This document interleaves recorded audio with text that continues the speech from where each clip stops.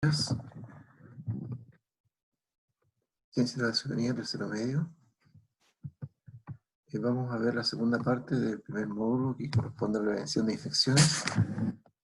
Vamos a analizar algunas situaciones de contagio de enfermedades e infecciones que afectan a la población y también las posibles medidas de prevención, la importancia que las decisiones que se puedan tomar en el comportamiento de las personas. ¿Cómo son los agentes patógenos que nos enferman? Fundamentalmente los microorganismos que nos causan algunos problemas son cuatro grandes grupos, digamos, donde están las bacterias, los hongos, los protozoos y los hongos, ¿okay? Los virus. En este grupo, obviamente, uno los clasifica de forma general como microorganismos, de los cuales, evidentemente, algunos son procariontes y otros son eucariontes. Recordemos que los procariontes son aquellos que no tienen un núcleo definido, ¿cierto? Y los eucariontes están, ¿cierto?, un núcleo definido. Acá, obviamente, uno se encuentra que en el caso de las bacterias están en este grupo de los procariontes, por ejemplo. ¿Ya? Bueno, dentro de estos microorganismos, no todos ellos nos causan dificultades. Muchos viven en armonía con nosotros, están en contacto con nosotros y vivimos, como dije recién, en armonía, por lo tanto, no nos causan grandes problemas. Hay un grupo que es el que nos causa dificultades que se identifica con el nombre de patógenos. ¿Ya? O sea, todo microbio patógeno es todo aquel que sea capaz de provocar enfermedades infecciosas en los hospederos. Los hospederos somos nosotros. ¿Ya? Por ejemplo, ahí aparecen los nosocomiales, que son los responsables de las infecciones intrahospitalarias. ¿Ya? Pero como dije recién, no todos ellos son complicados para nosotros. Hay un grupo que vive, ¿cierto? Por ejemplo, uno de ellos, ¿cierto?, son la flora intestinal, por decir algo. Vamos a ver entonces algunas características de estos microbios, ¿cierto?, patógenos. Bueno, obviamente aquí está la definición de esto. Agente patógeno, ¿qué es lo que es? Cualquier microbio capaz de causar enfermedades o alteraciones a la salud del ser humano. Por ejemplo, ya lo dijimos, virus, bacterias, hongos y protozoos. Dentro de este grupo entonces están las bacterias, que es un tipo de célula procarionta del reino de las moneras, ¿ya?, que puede estar en distintos hábitats, como ustedes pueden apreciar acá, terrestre, aéreo, acuático. Son células a nivel de división celular, y ahí tenemos algunos ejemplos como la salmonela, ¿cierto?, el vibrio cólera, ¿cierto? Algunas bacterias que son conocidas por nosotros, digamos, que son conocidas, enfermedades conocidas por nosotros. Las bacterias se pueden clasificar de distintas formas, por distintos criterios me refiero. El más conocido es por la forma que tienen, digamos, ¿ya? Es decir, de acuerdo a la forma que tienen, las bacterias se pueden clasificar en esféricas, ¿cierto?, pues, cocos, ¿ya?, en bacilos, espirilos y los famosos vibrios. Ahí tenemos un poco más detallada la forma, ¿no? Los bacilos tienen forma de bastón. Por ejemplo, de ellos es el bacilo que produce la tuberculosis, ¿no? Que fue descubierto por Roberto Koch, ¿no? De ahí viene que se le llama habitualmente este bacilo de Koch. Ya hemos hablado, ¿cierto?, de la forma de cocos, que son muy comunes para nosotros, porque en general las formas de cocos son aquellos que causan enfermedades al aparato respiratorio, ¿ya? Entonces, cuando uno le dice, no, tienes un streptococo, un estafilococo, qué sé yo, son enfermedades producidas por bacterias en forma, ¿cierto?, esférica, ¿ya?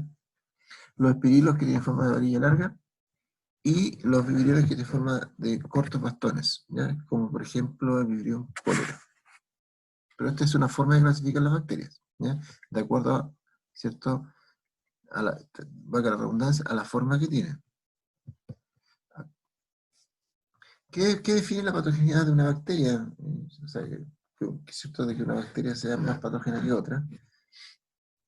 Entonces, son específicas, es decir, producen un tipo de enfermedad bien particular. O sea, tú tienes el bacilo de Koch, te va a producir la tuberculosis. O sea, son específicas. Son oportunistas. O sea, si ven la oportunidad, ¿ya?, como ocurre con algunas bacterias que están en nuestro sistema, ¿cierto? Se hacen patógenas. ¿Ya? Si se da la posibilidad y las condiciones, se hacen patógenas. Son invasivas, se multiplican rápidamente en el hospedero, en nosotros. ¿Ya? Y recuerden que estas células se reproducen por fisión, que es una reproducción de tipo asexual, donde las células se dividen en dos de forma rápida, después estas dos en 4, en 8, 16, y así exponencialmente, por lo tanto se multiplican rápidamente. Y obviamente esto tiene que ver con la susceptibilidad del hospedero, o sea, en qué condiciones estamos nosotros, qué edad tenemos, importante, ¿no? El estado de nuestra alimentación, de nuestra nutrición, cómo está, ¿cierto? Si estamos bien, qué sé yo. Y evidentemente de nuestra genética, ¿cierto? De nuestra genética, y todo esto tiene que ver con un tema que es el sistema inmunológico, que más tarde vamos a conversar. ¿Ya? Bueno, acá tenemos una enfermedad, ¿cierto?, de estas características, que es el tétano, que es un microbio, ¿cierto?, es el Plasmodium tetani, que se penetra a través de las heridas, ¿ya? Y que evidentemente genera una toxina que avanza por la sangre, ¿cierto?, hacia los nervios y va directo al sistema nervioso central. Esto puede generar, digamos, muchos problemas, ¿ya? Los espasmos tetánicos que podemos aparecer acá, ¿ya?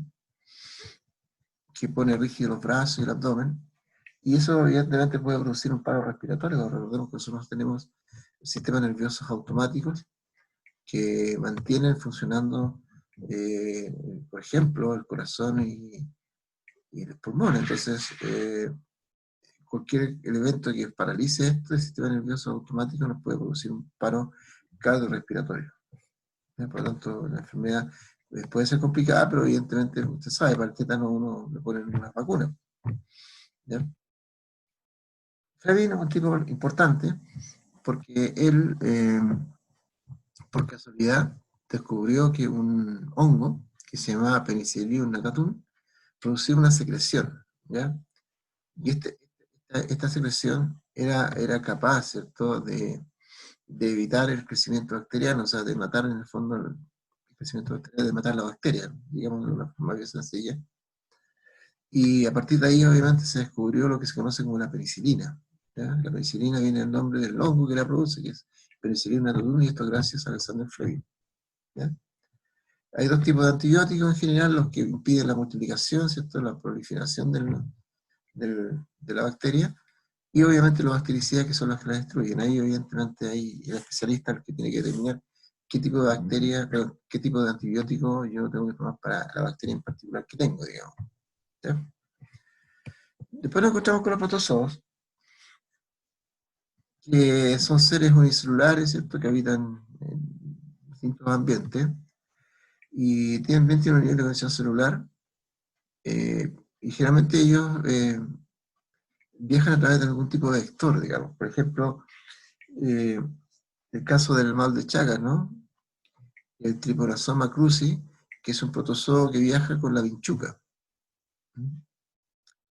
Y evidentemente uno se contagia cuando tiene contacto con la vinchuca a través de las picaduras de estos bichos, digamos.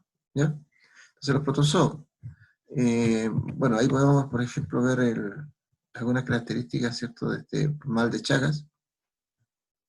El vector, ¿cierto?, el que lleva el asunto es la vinchuca, y el protozoo que contagia el problema es este, ¿ya?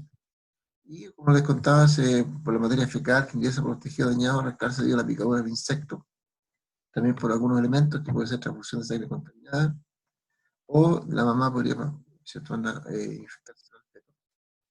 Aquí vemos algunos efectos que tiene esta enfermedad, ¿ya? Que en la fase aguda hay una fase asintomática y hay una fase crónica que evidentemente puede ser muy complicada y causa la muerte, cuando causa daño al músculo cardíaco, por ejemplo. ¿Ya? Hay otra enfermedad que también es bastante común, que es producida por una ameba, que uno la puede contagiar, se puede, digamos, uno contagiar a través de de vegetales regados con aguas contaminadas. Entonces uno ingiere esto, no tiene idea, y después se le produce un problema muy complicado a nivel, ¿cierto?, de nuestro estómago, que es la disentería mediana, con diarrea, ¿cierto?, fruto de guatita, que sé yo, ¿ya? Que a veces ocurre y uno no tiene idea que fue porque consumió un vegetal con aguas servidas, por ejemplo. No se da mucho ahora porque esto está más controlado, antes era más común esto. Pues estos son los protozoos, ¿ya? Después nos encontramos con los hongos. Ahí vemos sus características. Es del reino fungi, como ya sabemos, ¿cierto? Es un tipo de célula eucariota que obviamente tiene un núcleo definido. Estos son tejidos, ¿no? Son pluricelulares y habitan en distintos hábitats y son heterótrofos también, tienen que ir en busca de su alimento. El más que uno puede conocer, ¿cierto? Evidentemente el pie de atleta, ¿ya? Que es una enfermedad que da a los pies y que uno se contagia cuando no tiene la precaución de usar chalas en baños públicos, ¿no? Cuando se ducha y no tiene la precaución, podría perfectamente contagiarse ahí de los hongos, ¿ya? Los hongos en general se dan mucho, bueno, no todos los hongos no causan enfermedades, porque ustedes saben que hay hongos que son comestibles, ¿ok? Eh, y a veces hay unos que nos ayudan, digamos, para una serie de cosas en nuestra vida, ¿ya? Eh, los hongos se pueden reproducir a través de esporas, ¿no? Las esporas son una especie de, entre comillas, para que usted entienda, unas cositas chiquititas que son como semillas, ¿ya? Que si usted las ubica, ¿cierto? El hongo ese característico que es la casita de pitufo, ¿ya?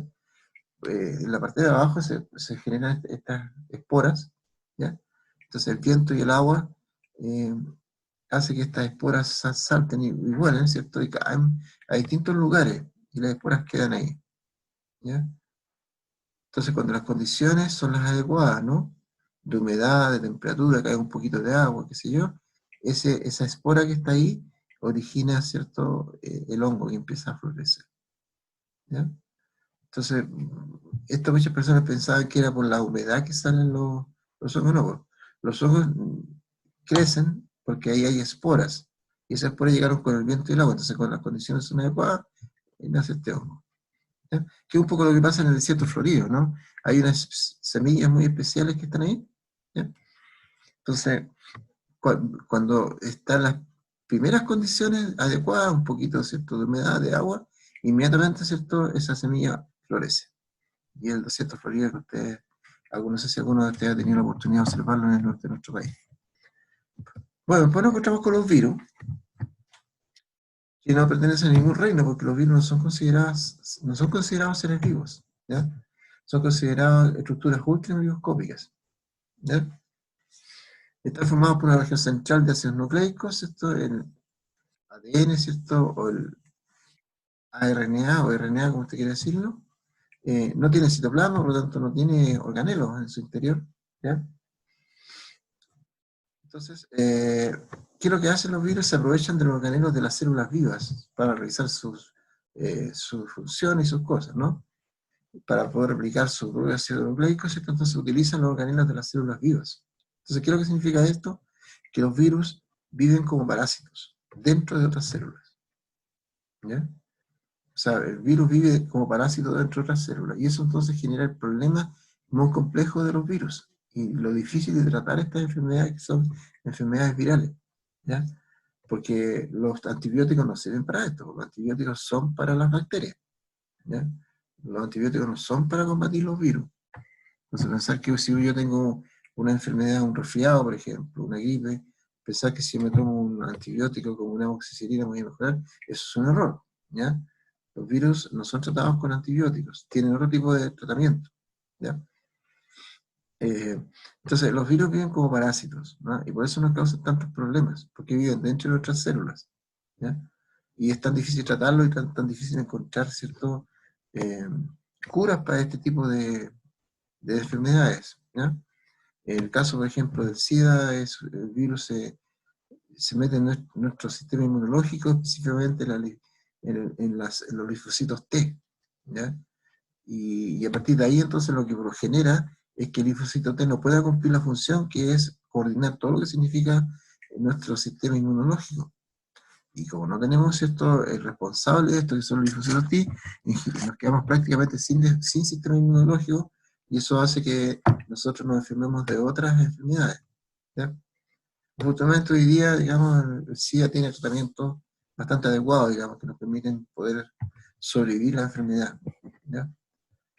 Acá tenemos obviamente un ejemplo de virus, que es el virus del papiloma humano, que es una enfermedad que se transmite a través de la transmisión sexual, ¿ya?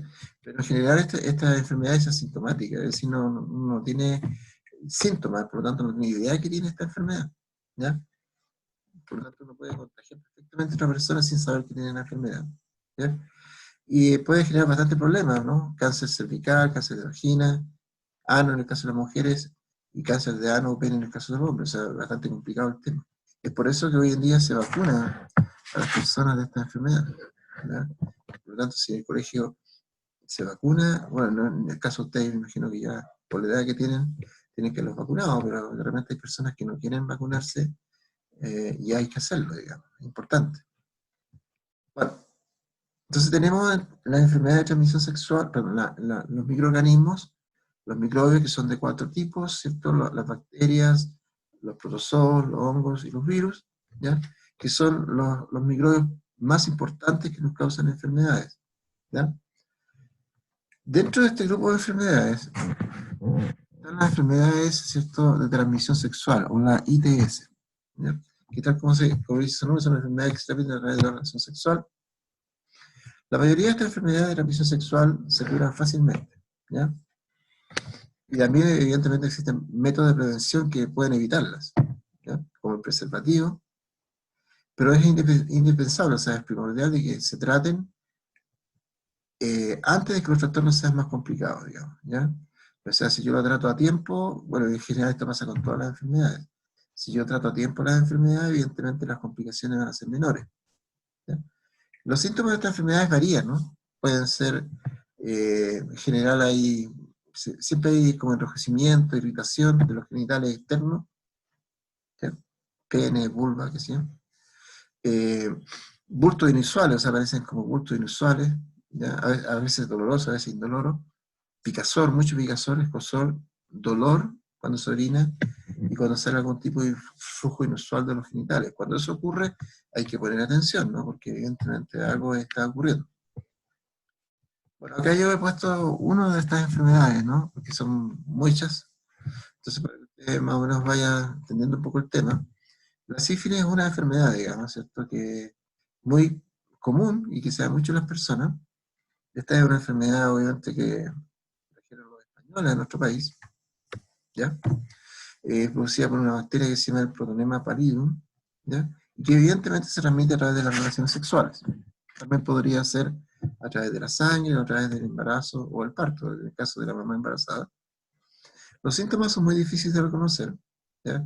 Y a veces uno no los aprecia bien y pueden tardar un tiempo. Entonces uno puede dejarse estar, digamos, con esto.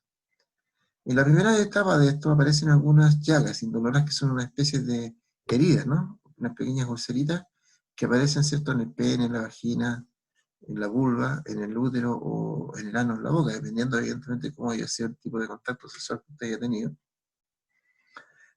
pero que tiende a desaparecer, entonces uno como que no le toma mucha atención al tema, ¿ya? En la segunda etapa, ¿cierto?, aparece aparición de bultos en la ingle, ¿cierto?, ¿ya? Fiebre, ¿ya? Que son parecidos a lo que uno tiene en una gripe, mucho dolor muscular, cansancio y mancha rojiza por todo el cuerpo, no es el tema, ¿ya? Y una tercera etapa, ¿cierto?, que es la sífilis terciaria, ya es cuando evidentemente la sífilis está afectando allá una multitud de órganos y por lo tanto puede atacar el sistema nervioso, puede producir una parálisis, generar problemas, ¿cierto?, de comportamiento como locura, malformación en el feto en el caso de las mamás embarazadas, y obviamente en el caso ya más grave puede causar la muerte. Entonces, la sífilis es una enfermedad que cuando uno le da, si uno la trata, que es una bacteria, por lo tanto existen antibióticos para esto de amplio espectro que usted lo puede mezclar sin problema, la enfermedad pasa sin ningún problema. Pero si yo no la trato y evidentemente no voy a consultar, digamos, me puede avanzar y perfectamente te puede causar la muerte. Y aparte que tú vas a contagiar a muchas personas. Por eso hay que tener mucha atención con este tipo de enfermedades. Muy bien, la sífilis, hay otras como la gonorrea, qué sé yo, una cantidad de enfermedades importantes. Acá vemos evidentemente algunos tipos de agentes de transmisión sexual, ¿ya? Que causan algunas enfermedades, bacterias, ¿viste? Una cantidad importante de bacterias, ¿ya? Por ejemplo, esta causa la gonorrea, esta la tricomona, etc. Los hongos, ¿ya? Los virus, los herpes, que son muy, ¿cierto? El papiloma, ¿ya? El VIH. Bueno, los protozoos, las tricomonas, que también son bastante comunes. Entonces, algunas enfermedades, algunos bichos, ¿no? Microbios que nos causan enfermedades de transmisión sexual, y acá de forma general algunas enfermedades, porque ya ustedes me imagino que las conocen, como la vaginosis bacteriana, la candidiasis, la clamidia, la gonorrea, ¿no? Que ya es una enfermedad, ¿cierto? También bastante conocida, que generalmente ataca la uretra y causa ahí un problema, ¿cierto? De mucho dolor cuando uno orina, genera una secreción, etc. Este es el chancro sinfímico, que es una etapa de la sífilis. Esa es la pequeña herida que yo les contaba. Los herpes, ¿ya? La trichomoniasis y el condiloma, ¿no? Algunas enfermedades de transmisión sexual, porque bueno, me imagino que ustedes saben de esto y conocen el tema. Bueno, ¿qué elementos de sospecha yo tengo que tener frente a esto? ¿Qué elementos me preocupa, digamos? ¿No? ¿Ha tenido algún tipo de contacto sexual sin protección? Entonces yo tendría que entrar a preocuparme. Igual, de cualquier cosa rara yo tendría que ver qué es lo que está pasando y recurrir al médico. Una secreción uretral que no es lo que habitualmente, ¿cierto? Uno bota a través de la orina, que, ¿cierto? Perdón, a través de la uretra, que es la orina. Una lesión como la que mostramos recién, genital, que sea una erosión, o sea, que una pequeña úlcera, y que te arda, ¿cierto? Que tenga picazón, ¿no? Esos son elementos de sospecha. Algunas consecuencias, ¿no? Que puede producir esta enfermedad, la infertilidad, lamentablemente puede generar infertilidad en las personas, embarazos que no son que no son viables, por ejemplo, los embarazos ectópicos que se generan a nivel, ¿cierto?, de la trompa de falopio. Eso es un embarazo que no es viable, ya hay que operar ahí, es bastante complicado. Inflamaciones, ¿cierto?, en la pelvis, dolores pelvianos, cáncer, parto de pretérmino, partos prematuros, transmisiones verticales, o sea, transmitirlo, ¿cierto?, durante el embarazo, qué sé yo. Favorecimiento de infecciones, ¿cierto?, por ejemplo, como el VIH y otras cosas. Algunas consecuencias, ya hemos hablado, qué sé yo, de estas cosas, por lo tanto, algunas consecuencias que tienen algunas de las enfermedades de ITS, ¿no? Como la sífilis, la hepatitis, el herpes, el virus del papiloma humano, ¿cierto? La gonorrea, la clamidia, ¿cierto? Algunas consecuencias que podría tener. ¿Cuáles son los factores de riesgo? O sea, ¿qué personas estarían en riesgo? Cuando no hay una adecuada información, ¿cierto?, respecto a este tema, ¿ya? Muchas personas dicen, bueno, no, pero si eso siempre se dice, pero en realidad no ocurre. La verdad es que esto es real. O sea, hay poca información respecto al tema. Se piensa que porque existe mucha información hoy día para las personas, ustedes se enteran de muchas cosas, hay una adecuada información y eso no es correcto. ¿Ya? Eso no es verdad. ¿Ya? Hay que entregar una adecuada información respecto a la sexualidad. ¿Ya? Y eso, insisto, no se hace mucho porque piensan de que es un tema que ya está como obsoleto, de que no se debe conversar, y se mira como menos el tema. En realidad no es así. Conductas sexuales de riesgo, ¿no? Tener conductas sexuales de riesgo, ¿no? O sea, por ejemplo, no debías tener relaciones sin tener algún tipo de precaución, por ejemplo, y si tiene que ver con el falta de uso de técnicas preventivas.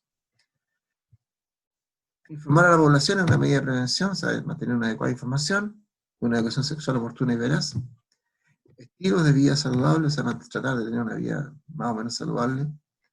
Y el concepto de autocuidado, que es muy importante, o sea, saber que si yo no me cuido yo, ¿cierto? Que yo soy el que tiene la enfermedad y yo voy a sufrir las consecuencias, y me cuido. Entonces yo tengo que tener ese concepto de autocuidado, cuidar, quererse a sí mismo y cuidarse mucho, que es muy importante hoy día, digamos. Hoy día este concepto de autocuidado es muy importante con la situación de pandemia que está viviendo el país, ¿cierto? Uno tiene que tener el concepto de autocuidado, o sea, es uno que tiene que cuidarse, ¿ya? ¿Okay? Porque si yo me cuido, evidentemente voy a cuidar a todos los que están cerca mío, que es mi familia. ¿Okay? Entonces, uno tiene que el concepto de autocuidado. Entonces, no, en general tenemos dos tipos de enfermedades de transmisión sexual, la de origen bacteriano, que tiene tratamiento curativo, ¿ya? O sea, yo tengo elementos que se me va a pasar rápido eso. y tengo de origen viral que tienen tratamientos paliativos. Existen tratamientos paliativos para todas las enfermedades virales, de tipo viral. Pero acá es importante que usted entienda de que esto aquí tiene que participar la pareja. Es decir, las dos personas que participaron, independiente de cómo sea el tipo de pareja, hombre-hombre, mujer-mujer, o hombre-mujer, ¿cierto? Da lo mismo. El tratamiento tiene que ser para ambos. ¿Ya? No decir, ah, tú te contagiaste, tú... No, pues el tratamiento tiene que ser para ambas personas. ¿Ya? Eh, bueno, y acá obviamente existe algunas recomendaciones respecto al uso del condón, que yo encontré que era importante que usted lo viera, a pesar que me imagino que ustedes han visto esto en algunas partes. Revisar la fecha de vencimiento, utilizar el condón durante toda la relación sexual, abrir el envase por un extremo con los dedos y utilizar uñas, dientes o tijeras, obviamente para no romperlo. Identificar la parte que corresponde al exterior, ¿cierto? La que contiene lubricante. Eh, Apretar el extremo, ¿cierto? Cerrado entre los dedos para que no queden burbujas de aire. Y así, pues, ¿ya? Que obviamente debe utilizarse una sola vez, no se le puede ocurrir lavarlo y usarlo otra vez, digamos. Pero son algunas recomendaciones que me imagino que ustedes las han visto, pero es bueno, digamos, que usted se acuerde y lo recuerde. Y este preservativo se muestra porque es lo más fácil, es muy fácil llegar al condón, ¿cierto? Y por lo tanto está como, es accesible, ¿ya? Y este no es accesible, no hay disponibilidad, ¿cierto?, en los centros de salud, por lo tanto yo lo muestro porque existe, pero no es accesible, ¿ya? Y está, por eso se muestra, ¿ya? Entonces, chicos, en esta clase nosotros hemos visto cuáles son los agentes infecciosos, ¿cierto?, aquellos que nos causan graves problemas, los microbios patógenos, ¿cierto?, que nos causan estas enfermedades muy complicadas, ¿cierto?, que son las enfermedades infecciosas y a su vez contagiosas, ¿ya? Recuerden que las enfermedades infecciosas son aquellas producidas por microbios que nos causan una enfermedad y que nos van a transmitir una toxina, que es la que en general nos causa el problema, que va a depender evidentemente de la virulencia que tenga este microbio, de cómo yo voy a captar esta enfermedad, ¿cierto? Y también va a depender de cómo estoy, en qué condiciones estoy, ¿no? ¿Cierto? En mis condiciones, ¿cierto?, biológicas, cómo estoy en el momento en que tengo contacto con el microbio, ¿ya? Hay que decir que no todos los microbios son problemas para nosotros, hay muchos que conviven y viven con nosotros, ya que están en contacta armonía, ¿ya? Y son elementos que hay que tenerlos en cuenta y hay que tenerlos presentes, ¿no? Porque así como nosotros evolucionamos, ¿ya?, y vamos evolucionando, los microbios también evolucionan, ¿ya?, y van cambiando, y van evolucionando, y se van adaptando, ¿ya? Y por lo tanto, hoy día estamos muy complejos con un problema, ¿cierto?, que tenemos en nuestra sociedad, ¿cierto?, que es la pandemia, y eso se genera porque estos virus van evolucionando, y nosotros a veces nos quedamos ahí, ¿cierto?, y no pensamos que esto a lo mejor podría ocurrir, lo veíamos en las películas, o lo veíamos, ¿cierto?, lo leíamos, ¿cierto?, si teníamos la costumbre de leer, y nunca pensamos que podía ocurrir en la sociedad que estamos viviendo tan avanzada, con tanto adelante y tanta cosa. Pero ahí estamos en jaque con un virus, ¿cierto?, una estructura ultramicroscópica, y todavía no sabemos mucho al respecto y no sabemos cómo curarnos de esto. Entonces, por eso es importante el tema, ¿cierto?, de los microbios patógenos, ¿ya? Y hemos visto también que existen unos importantes que tienen que ver, ¿cierto?, con la enfermedad de transmisión sexual,